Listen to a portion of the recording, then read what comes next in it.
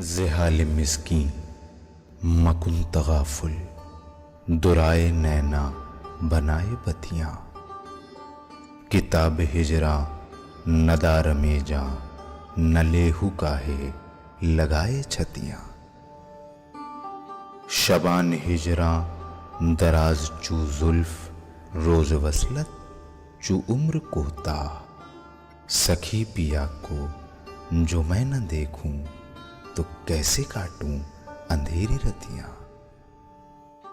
ناظرین آداب، D D Urdu کے اس خاص پروگرام جس کا نام ہے اردو شاعری کا بدلتا منظرنامہ، اس پروگرام میں آپ سبھی کا استقبال کرتا ہوں۔ آج ہم گفتگو کریں گے اکبر الہ آبادی کی زندگی، ان کی شاعری اور ان کے عہد کے اوپر، اور اس گفتگو میں شامل ہیں دو خاص مہمان جن کا میں تعارف کرا دوں۔ پہلے مہمان ہیں پروفیسر معین الدین جناح بڑے صاحب، آپ کا تعلق شعبہ اردو جواہر لال نہرو یونیورسٹی سے ہے، کئی کتابوں کے مصنف ہیں، اور آپ کی خصوصیت یہ ہے، اکیڈمک خصوصیت جسے کہتے ہیں، کہ کلاسک لٹریچر جو ہے اس پر آپ کی بڑی گہری نظر ہے۔ ہمارے دوسرے مہمان ہیں پروفیسر اخلاق احمد آہنگ صاحب، آپ کا تعلق شعبہ فارسی جواہر لال نہرو یونیورسٹی سے ہے۔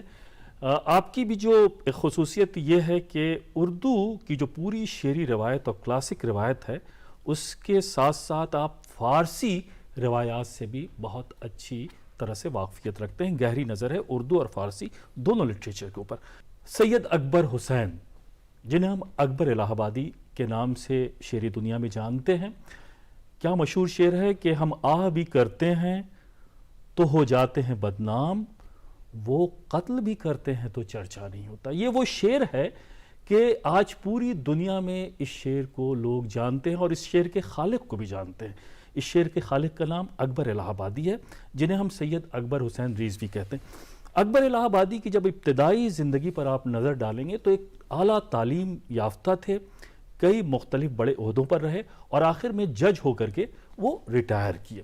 لیکن ان کی ایک خاص پہچان شاعری سے بھی ہے، وہ ایک بڑے عہدے سے ضرور وابستہ رہے، لیکن شعری دنیا میں انہوں نے اپنی شاعری سے، اور خصوصاً طنز و مزاح کی اور ظرافت کی جو شاعری ہے، اس سے ہماری اردو شاعری کو اتنا ثروت مند کیا کہ آج بھی شعر و ادب کی دنیا میں اکبر الہ آبادی کا نام نہایت عزت و احترام کے ساتھ لیا جاتا ہے۔ تو ناظرین، ہم گفتگو کرتے ہیں۔ سب سے پہلا ہمارا سوال ہے پروفیسر معین الدین جناح بڑے صاحب۔ سر، میں یہ چاہتا ہوں کہ آپ ناظرین کو ان کی تعلیم کے بارے میں کچھ آپ ذرا یہ تھے کہ کس تعلیم، وہ جج بھی رہے، اعلیٰ تعلیم یافتہ بھی رہے۔ اکبر کی تعلیم جیسا کہ اس زمانے کا دستور تھا، پہلے تو گھر میں ہوئی، جی جی، اور وہ پہلے تو عدالت ہی سے جڑے رہے، جی جی، اور محرر سے ہوتے ہوئے منصف تک پہنچے، جی جی جی، اور اس کے بعد وہ سب جج بنے تھے۔ جی جی، اور یہ بھی ہے کہ کچھ ریٹائرمنٹ پہلے لے لیا تھا۔ اخلاق احمد آہن صاحب، یہ بتائیں کہ کسی بھی شاعر کی زندگی میں اس کے عہد کا بڑا امپورٹنٹ رول ہوتا ہے، تو جو اکبر الہ آبادی کا جو پورا عہد ہے، جس کا تعلق ان کی شاعری پر ہمیں جگہ جگہ دکھائی دو، تو اس عہد کے بارے میں کچھ آپ۔ دیکھیے، جو اکبر کا عہد ہے وہ بڑا ہنگامہ خیز ہے اور بڑی تبدیلیوں کا عہد ہے۔ جی جی جی جی، ہم جانتے ہیں کہ 1846 میں وہ پیدا ہوتے ہیں، جی اور ابتدائی دنوں میں انہوں نے 1857 کے ہنگامے کو بھی محسوس کیا، جی جی، اور اسی زمانے میں جو ان کا ابتدائی زمانہ ہے، بلکہ نوکری اور جو ان کے رشد کا زمانہ جو ہے، جی جی، اس زمانے میں سر سید تحریک چل رہی ہے، اس سے بھی ان کی واقفیت ہے۔ جی جی، اور اپنے آخری دور میں انہوں نے گاندھی کی تحریکات کو بھی دیکھا اور اس پہ لکھا بھی۔ جی جی جی جی، تو یہ تین جو ایک طرح سے تبدیلیوں کا جو عہد ہے، یعنی 1857 اور اس کے نتیجے میں جو سماجی تحریک اور سیاسی جو تحریکات چلی ہندوستان میں 1857 کے بعد، اور اس کے بعد جو نئی تحریکات گاندھی کی لیڈرشپ میں جو شروع ہوئی ہے، ان تینوں کا انہوں نے تجربہ کیا،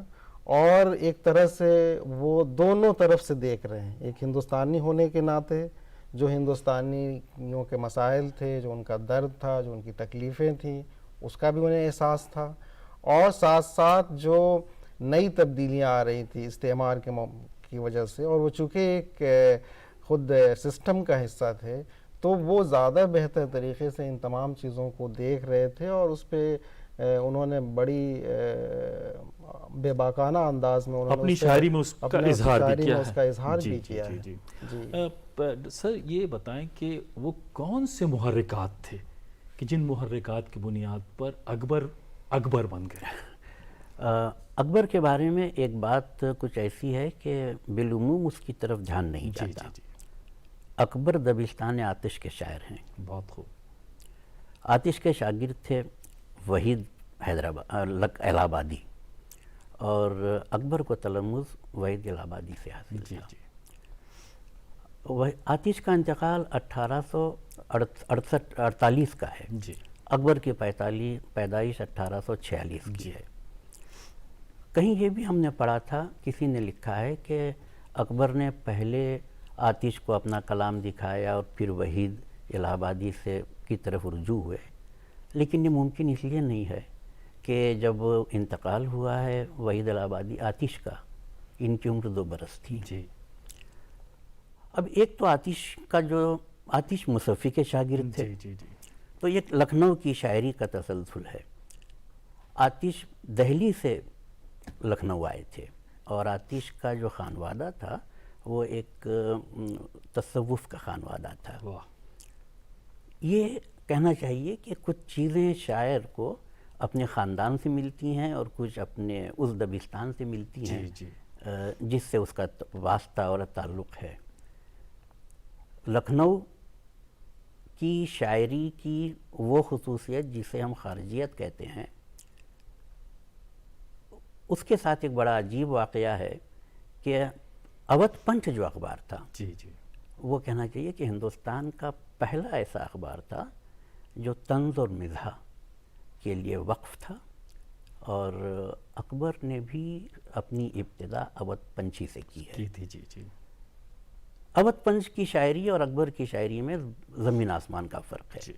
شروع یہ ابتدائی ایام تھے ایک شاعر کی حیثیت سے اکبر کے، اودھ پنچ میں مزاح بہت ہوتا تھا، طنز کم ہوتا تھا، اور مزاح میں بھی مخول کی کیفیت زیادہ ہوتی تھی، تمسخر اور مخول، جبکہ وہ مزاح جس میں طنز کی ذکاوت شامل ہو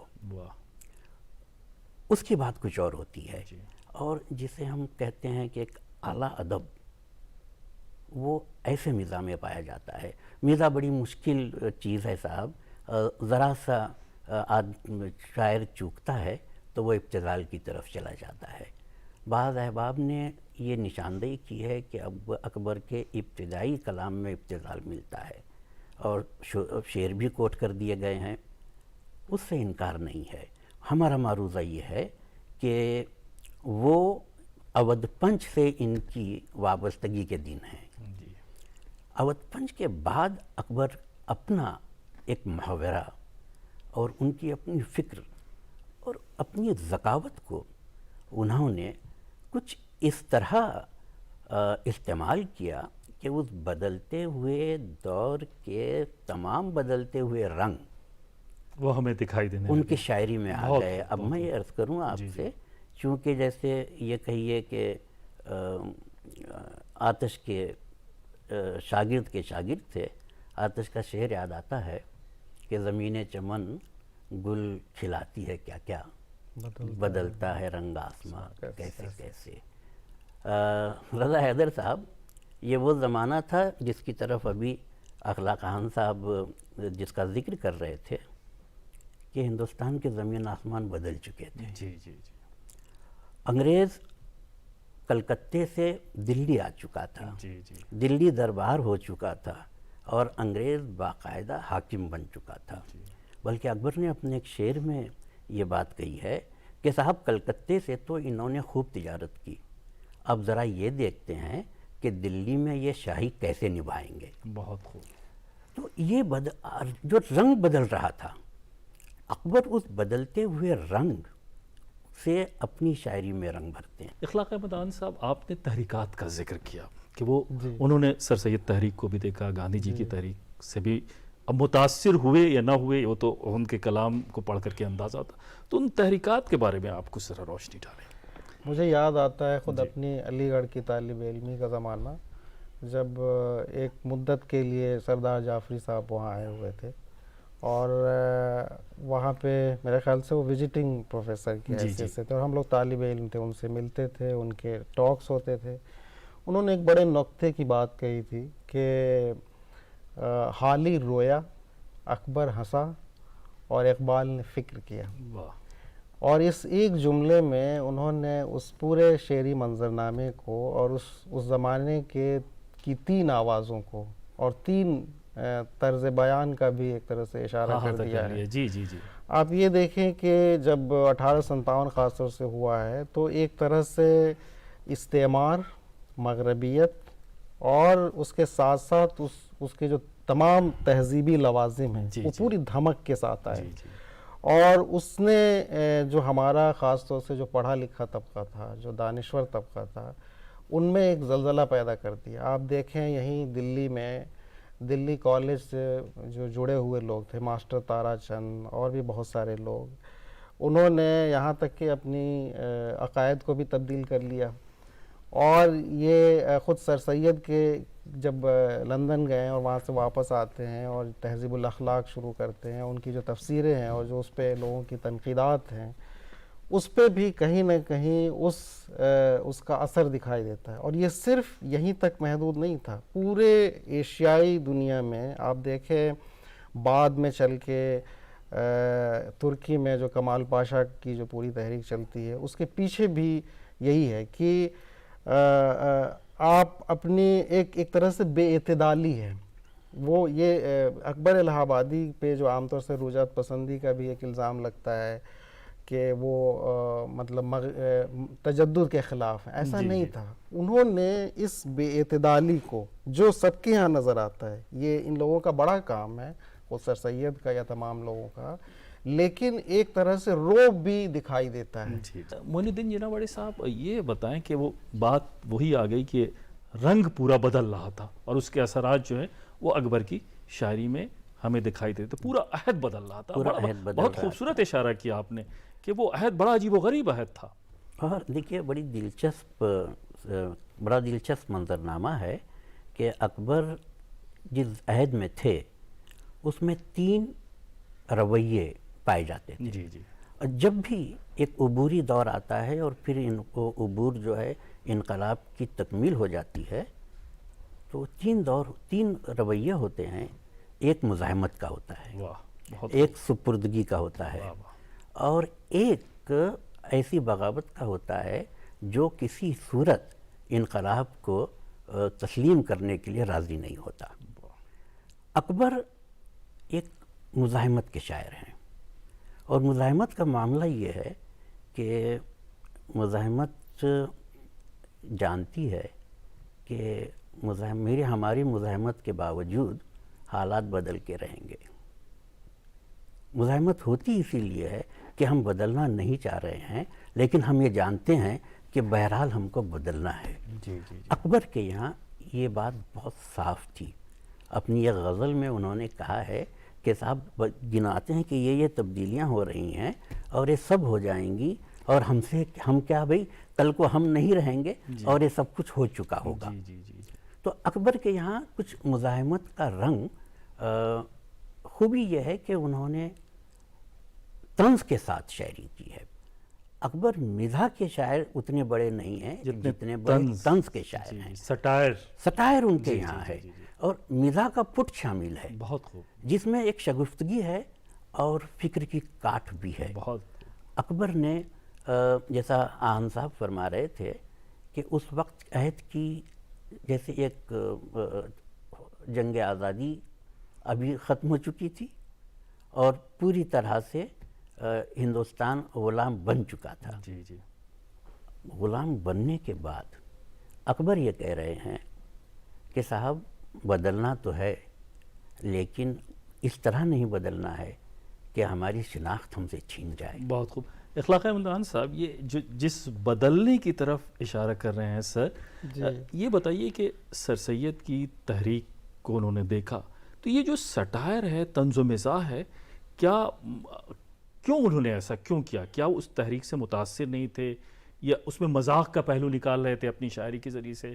یہ جو ہے میں چاہتا ہوں کہ کچھ اشعار بھی پڑھ کر کے آپ بتائیں. جی دیکھیے عام طور سے ان کے بارے میں یہ سوچا جاتا ہے کہ وہ مطلب مذہبیت کی طرف جا رہے تھے اور مذہبی رجعت پسندی ہے اس لیے وہ سٹائر کر رہے تھے اور جو تجدد آ رہا تھا، جبکہ وہ خود کہتے ہیں کہ مذہبی بحث میں نے کی ہی نہیں، فالتو عقل مجھ میں تھی ہی نہیں. تو وہ مذہبیات کی طرف نہیں جا رہے تھے، بلکہ اصل بات یہ تھی کہ اس تبدیلی کے ساتھ یا جو نئی تعلیمی پالیسی جو آ گئی تھی اس کے ساتھ، اور جو ہمارا پورا ایک تہذیبی جو کنٹینیوٹی جو تھی، جو تسلسل تھا زمانوں سے، وہ علمی جس کو ہم نالج ٹریڈیشن کہتے ہیں، اس سے پورا ہمارا سماج یا تعلیمی جو ادارہ تھا وہ کٹ رہا تھا، اور اس کا احساس ہم آج زیادہ کرتے ہیں.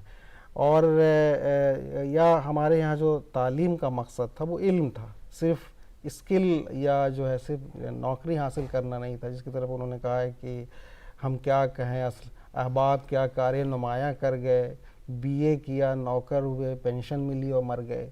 اور اخلاقیات کے پہلو کو بھی وہ سامنے رکھنا اخلاقیات کا پہلو ہے یا جو تہذیبی پہلو ہے. اچھا، کیا انگریزی تعلیم کے بھی مخالف تھے؟ نہیں، بالکل مخالف نہیں تھے وہ. انگریزی تعلیم کے مخالف نہیں تھے، بلکہ انگریزی تعلیم کے نام پہ بہت ساری جو چیزیں آ رہی تھیں، ظاہر ہے ہمیں اس منظرنامے میں بھی جا کے دیکھنا چاہیے، کیونکہ جو کوئی بھی شاعر یا ادیب ہوتا ہے وہ اپنے سوسیو کلچرل پولیٹیکل پیراڈائم سے باہر جانا مشکل ہے. بہت خوب. اور یہ اس زمانے کی بات ہے، اور جب وہ جو باتیں کہہ رہے ہیں وہ آج بھی ہم دیکھتے ہیں کہ اتنی ریلیونٹ ہیں. مطلب کہ آج بھی وہ آوازیں ہیں، جو آواز وہ آج سے 100 سال پہلے یا 150 سال پہلے اٹھا رہے تھے، وہ آوازیں آج بھی ہم دیکھتے ہیں. تو یہ چیز ہے. اور ہم چاہیں گے کہ کچھ اشعار بھی آپ سے سنیں، لیکن اس سے پہلے سر ایک بڑا اہم سوال یہ ہے کہ ان کی جو پوری شاعری ہے اس میں جو سماجی برائیاں جو تھیں اس کی طرف بھی طنز و مزاح کے ذریعے سے اشارہ کرتے ہیں، اور اس کے علاوہ ٹرمینالوجیز بھی استعمال کرتے ہیں، اصطلاحیں بھی ہیں، بدھو کی، جمن کی، اور اس طرح کے ٹٹو کی، اس طرح کی جو اصطلاح. تو آپ چونکہ ظاہر سی بات ہے آپ نے پڑھا بھی ہے، پڑھایا بھی ہے، لکھا بھی ہے اکبر کے اوپر. اکبر نے ایک جملے میں اپنی تمام شاعری کو سمیٹ لیا ہے ایک شعر میں، جس میں وہ یہ کہتے ہیں کہ بھئی اس مغربی تعلیم میں کوئی خرابی نہیں، کوئی خرابی نہیں، سوائے اس کے روشنی بہت ہوتی ہے، نور چلا جاتا ہے. واہ. تو اکبر کا صرف اتنا کہنا تھا، تجدد سے ہمیں قد نہیں، تبدیلی زندگی کا اصول ہے، اس سے ہم بھاگتے نہیں، لیکن وہ تجدد ایسا نہ ہو کہ ہمارا ایمان ہم سے چھن جائے، ہماری تہذیب ہم سے چھن جائے. اس میں ایک مسئلہ یہ ہے کہ تہذیب کا تصور جب یہ کہتے ہیں کہ چھن نہ جائے تو گویا ایک بہت ہی جامد تصور ہے. اگر وہ جامد تصور ہے تو آپ سے چھن سکتا ہے، اگر وہ سیال تصور ہے تو کوئی اس کو چھین نہیں سکتا. بہت اچھا. انگریز کے آنے کے بعد تہذیب کا سیال ہونا ہی ہے جس نے انگریز کے اثرات کو اپنے اندر جذب کر لیا. اکبر اس کا بھی احساس رکھتے تھے، لہٰذا ان کے اشعار میں جیسا آن صاحب کہہ رہے تھے، ہمیں یہ بات کھل کر ملتی ہے کہ صاحب جتنی خوبیاں ہیں ان کی ہمارے لیے قابل قبول ہیں، لیکن وہ جو ہم سے کہتے ہیں کہ آپ کے اندر کوئی خوبی نہیں، ہم اس سے راضی نہیں ہیں. بہت اچھا. جی. میں چاہتا ہوں سر کچھ اشعار پڑھ کر کے آپ سنائیں. یہ تو ظاہر سی بات ہے کہ گفتگو ہو اور اکبر کے اشعار نہ جو نئے دور کا کے زمانے میں جو ایک ہپوکریسی اور وہ ہے، اس پہ بھی وہ طنز کستے ہیں اور کہتے ہیں کہ میں بھی ہوٹل میں پیو، چندہ بھی دو مسجد میں، شیخ بھی خوش رہیں شیطان بھی بیزار نہ ہو. تو یہ جو پوری مطلب یہ ہے کہ زندگی میں دو روئی نہیں ہونی چاہیے، اس پہ انہوں نے وہ کیا ہے. یا جیسے کیا کہوں اسلاف، کیا کہوں مرنے کے بعد کیا ہوگا، پلاؤ کھائیں گے احباب فاتحہ ہوگا. تو اس طرح کی چیزیں، یا جو اخبارات کے حوالے سے بھی بات انہوں نے کی ہے کہ بیسیکلی جو انٹلیکچوئل انٹرونشن ہونا چاہیے اس پہ انہوں نے کہا ہے کہ جب توپ مقابل ہو تو اخبار نکالو. تو اس طرح کی باتیں اکبر کے ہاں ملتی ہیں. خواتین کی بے پردگی کے حوالے سے بھی وہ کہتے ہیں کہ مطلب وہ عام طور سے وہ دیکھتے ہیں کہ جو لوگ کالجز میں جا رہے ہیں یا شہروں میں جا رہے ہیں یا اس طرح سے کر رہے ہیں تو ان کا یہ ماننا تھا, اور بہت ساری جگہوں پہ ہم آج بھی دیکھتے ہیں کہ وہ یہ کہتے ہیں کہ آپ تعلیم حاصل کریں, جدید تعلیم حاصل کریں, لیکن جو اپنے اقدار ہیں ان سے دور نہ ہوں. یہ ایک ایسے آدمی سے جو ایک روایتی پس منظر سے آتا ہو, بہت ہی ظاہر ہے, اور روایات کا پاس رکھتے ہوئے اور تجدد, تعلیم اور جدت کے اختیار کرنے پہ وہ زور دیتے ہیں. بہت خوب. بھیا رضا حیدر صاحب ہمارے ایک بڑے مشہور کارٹونسٹ ہو گزرے ہیں آر کے لکشمن. لکشمن کے کارٹون جب میں دیکھتا تھا, اور ٹائمز آف انڈیا میں پہلے صفحے پر چھپتے تھے ان کے کارٹون, تو ایک کامن مین دکھایا جاتا تھا. وہ زندگی کو کامن مین کی نظر سے دیکھتے تھے. اکبر کے یہاں وہی کامن مین پایا جاتا ہے جسے انہوں نے کبھی وفاتی کہا ہے, وفاقی کہا ہے, کبھی بدھو میاں کہا ہے, اور وہ زندگی کو کامن مین کی نظر سے دیکھنے کا کام بھی کرتے رہے ہیں. ایک شعر ان کا گاندھی کے تعلق سے ہے, کہتے ہیں کہ بدھو میاں بھی حضرت گاندھی کے ساتھ ہیں, بدھو میاں بھی حضرت گاندھی کے ساتھ ہیں, گمشت خاک ہیں, گمشت خاک ہیں پر آندھی کے ساتھ ہیں. بہت خوب, واہ واہ. ایک جگہ کہتے ہیں کہ صاحب کہ بھئی گاندھی کے تعلق سے کوئی پیش بینی نہیں کی جا سکتی. کیوں نہیں کی جا سکتی؟ کیونکہ آندھی کے سامنے آدمی کی آنکھیں بند ہو جاتی ہیں. اور پھر ایک فلسفہ ہے تیغ کا, ایک سکوت کا, باقی سب جو کچھ ہے وہ تار ہے عنکبوت کا. نان وائلنس کے حق میں وہ نہیں تھے. وہ نہ صرف نان وائلنس کے حق میں نہیں تھے بلکہ وہ زندگی کو فعال زندگی دیکھنا چاہتے تھے. اور تحریک آزادی کے تعلق سے بھی ان کا موقف یہی تھا.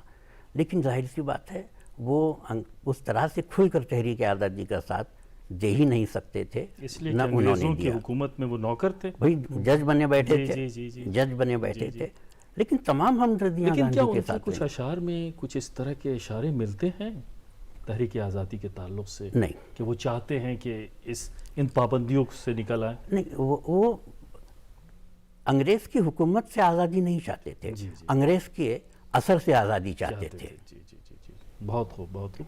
اچھا سر, ایک بہت اہم سوال یہ ہے کہ یہ پوری جو ان کی جو شاعری ہے تو انہوں نے قطعات بھی کہیں, نظمیں بھی کہیں, غزلیں بھی کہیں, تو یہ جو تنزیہ اور ظرافت کی جو اس سے ہٹ کے بھی کچھ باتیں ان کی شاعری میں موجود ہیں, جیسے غزلیں اس طرح کی. دیکھیے ان کی تمام تر ذکاوت ایک تو مزاح کا پٹ لیے ہوئے ہے جو ان کی بنیادی شناخت ہے, لیکن وہی ذکاوت سنجیدہ شاعری میں کہا جاتا ہے کہ شروع کے جو شاعری تھی وہ بڑی سنجیدہ شاعری شروع کی رہی, اور عمر بھر وہ سنجیدہ شاعری کہتے رہے. اور غزل کے وہ بہت اچھے اور بہت بڑے شاعر ہیں.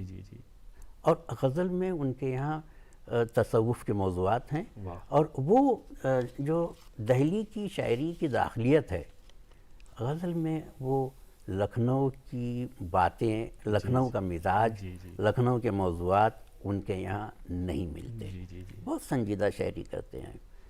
جیسے ایک شعر انہوں نے اپنے اس میں کہا تھا کہ رنگ حافظ پر بہک جاتے ہیں ارباب مجاز, رنگ حافظ پر بہک جاتے ہیں ارباب مجاز, یہ نہیں سمجھتے وہ بادہ پرستی کیا تھی. بہت خوب, بہت خوب.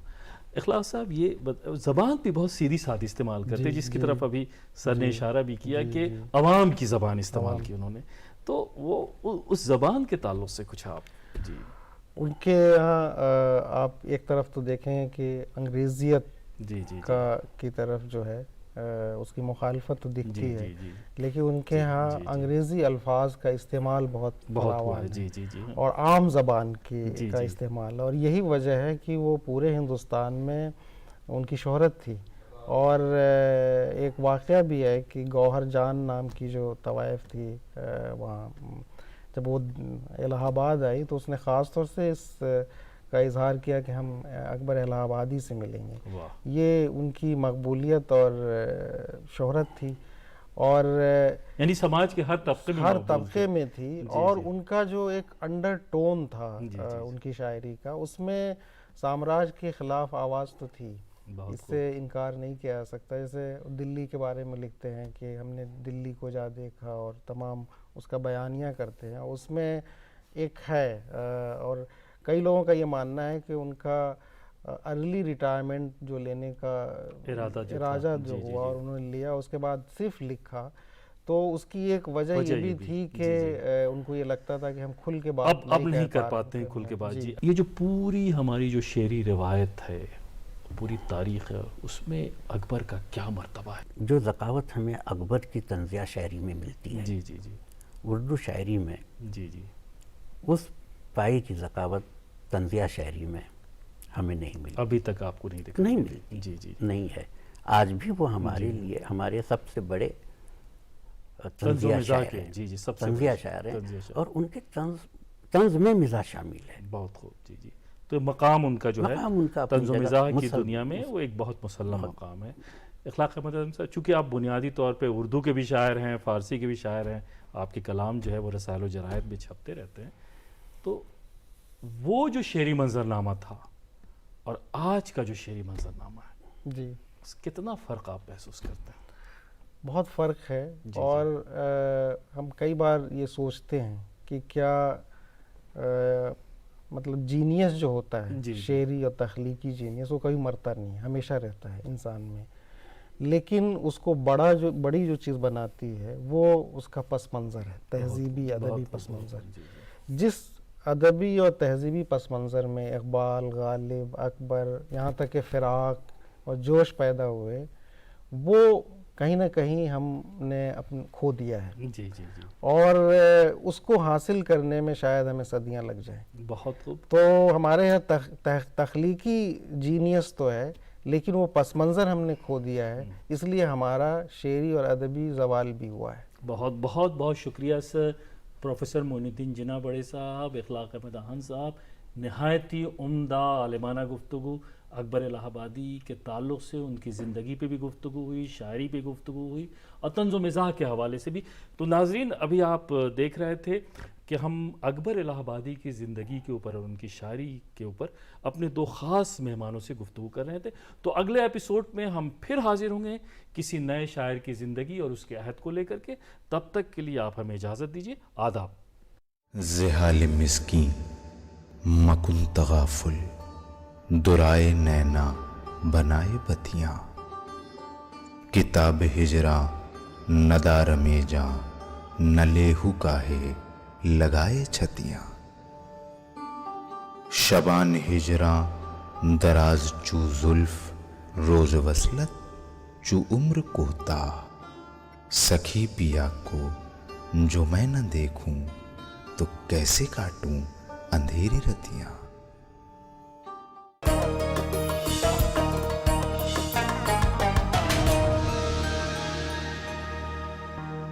ٹیکنالوجی کی کریں گے باتیں اور آپ کو شیئر کریں گے انفارمیشن۔